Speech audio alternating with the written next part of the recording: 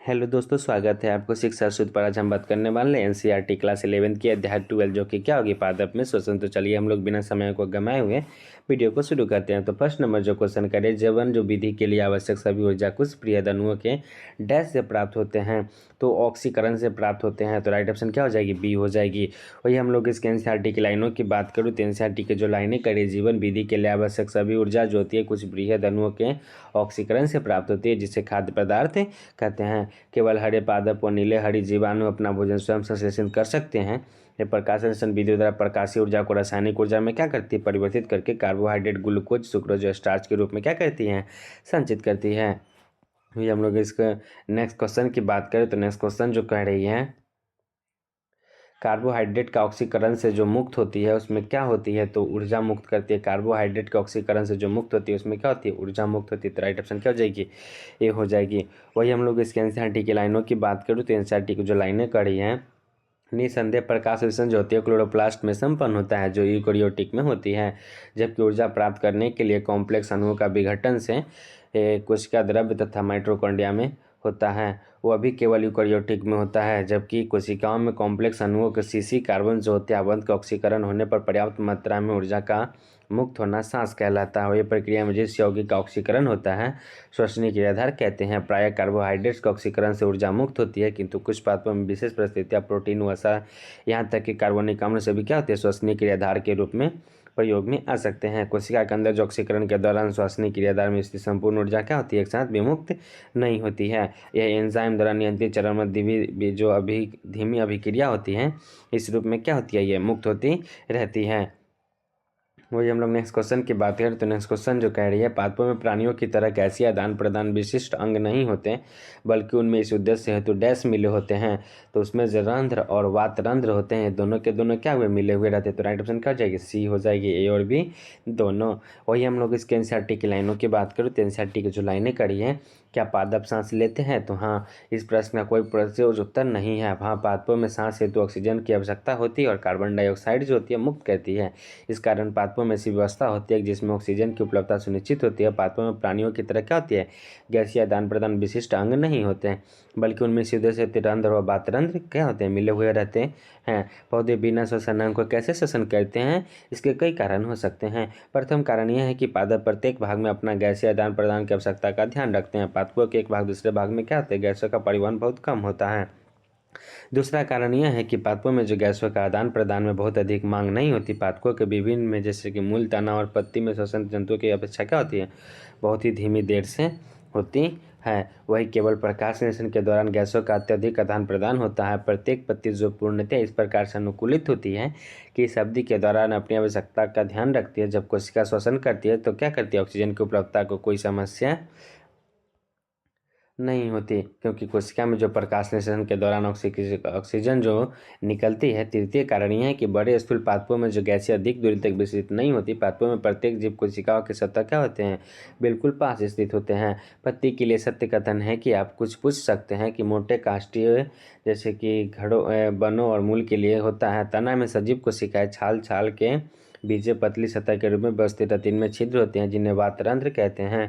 भीतर की कोशिकाएं क्या होती है, मृत होती है तथा यांत्रिकी सहायता प्रदान करती है। अंतः पादपों की जो अधिकांश कोशिका की सतह होती है वो हवा के संपर्क में होती है। यह जो होती है पैरेन्काइमा कोशिकाओं के इसी द्वारा कार्य को आगे बढ़ाते हैं, जो कि वायु को रिक्तिकाओं को क्या करते हैं, आपस में जुड़े हुए जाल रूपी रचना के कारण संभव हो पाती है। वही हम लोग नेक्स्ट क्वेश्चन की बात करें तो नेक्स्ट क्वेश्चन जो कर रही है, ग्लूकोज का पायरुविक अम्ल में विघटन कहलाता है। तो ग्लूकोज का जो पायरुविक अम्ल में विघटन होता है वो ग्लाइकोलिसिस कहलाता है। तो राइट ऑप्शन क्या हो जाएगी, ए हो जाएगी। वही हम लोग इसके एनसीईआरटी की लाइनों की बात करें तो एनसीईआरटी की जो लाइनें कह रही हैं, ग्लूकोज को नियंत्रित संपूर्ण ऑक्सीकरण दहन से क्या होती है, अंतिम उत्पाद के रूप में कार्बन डाइऑक्साइड तथा जल के साथ ऊर्जा निकलती है, जिसका सर्वाधिक भाग उष्मा के रूप में निकल जाता है। यदि यह ऊर्जा कोशिका के लिए आवश्यक होता है तो इसका उपयोग क्या होता है, कोशिका में दूसरे अणुओं को संश्लेषण में होना चाहिए।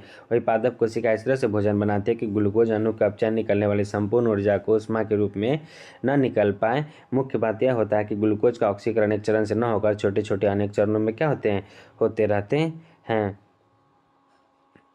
वही हम लोग इसके कुछ और एनसीईआरटी की लाइनों की बात करें तो जैसे कि जो होती है इस प्रकार जो ग्लूकोज का पायरुविक अम्ल में जो विघटन होती है उसको क्या कहते हैं हम लोग, ग्लाइकोलिसिस कहते हैं। वही हम लोग नेक्स्ट क्वेश्चन की बात करें तो नेक्स्ट क्वेश्चन जो कह रही है,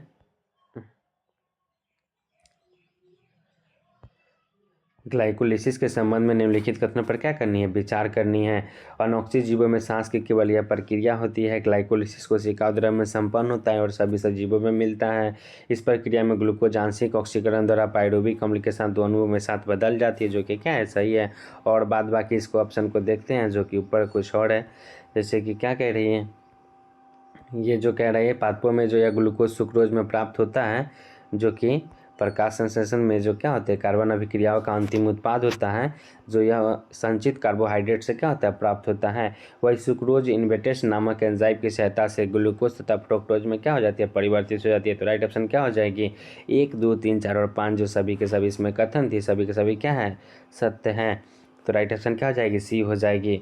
वही हम लोग इसके एनसीईआरटी की लाइनों की बात करूँ तो एनसीईआरटी की जो लाइनें कार्बोनॉक्सिक जीवों में जो सांस की जो केवल यह प्रक्रिया होती है ग्लाइकोलिसिस कोशिका द्रव में संपन्न होता है और यह भी सजीवों में मिलता है। इस प्रक्रिया में ग्लूकोज आंशिक ऑक्सीकरण द्वारा पायरुविक अम्ल के दो अणुओं के साथ क्या होता है, बदल जाता है। पादपों में यह ग्लूकोज सुक्रोज से प्राप्त होता है, जो कि प्रकाश संश्लेषित कार्बन अभिक्रियाओं का अंतिम उत्पाद होता है। यह जो संचयित कार्बोहाइड्रेट से प्राप्त होता है सुक्रोज इन्वर्टेस नामक एंजाइम की सहायता से ग्लूकोज तथा फ्रुक्टोज में क्या होता है, परिवर्तित हो जाता है।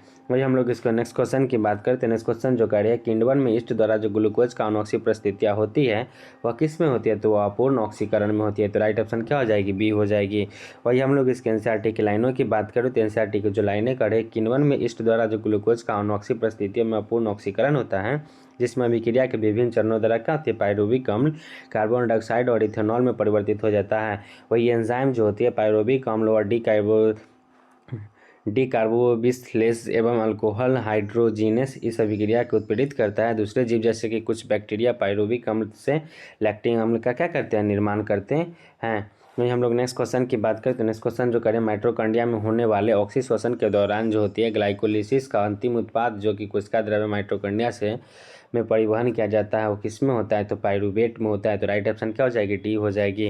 वही हम लोग इसके एनसीईआरटी की लाइनों की बात करते हैं। एनसीईआरटी की जो लाइनें करें, ऑक्सीश्वसन जो होती है यानी कि सांस लेने की प्रक्रिया जो होती है माइटोकॉन्ड्रिया में होने वाले ऑक्सीश्वसन के दौरान ग्लाइकोलिसिस का अंतिम उत्पाद जो होती है पायरुवेट कोशिका द्रव से माइटोकॉन्ड्रिया में परिवहन किया जाता है। वही ऑक्सीश्वसन की मुख्य जो घटनाएं निम्नलिखित होती है, जो कि पायरुवेट का चरणबद्ध क्रम में पूर्ण ऑक्सीकरण के उपरांत सभी हाइड्रोजन क्या होती है, परमाणु पृथक होते हैं, जिसमें 3 कार्बन डाइऑक्साइड के अणु भी मुक्त होती है।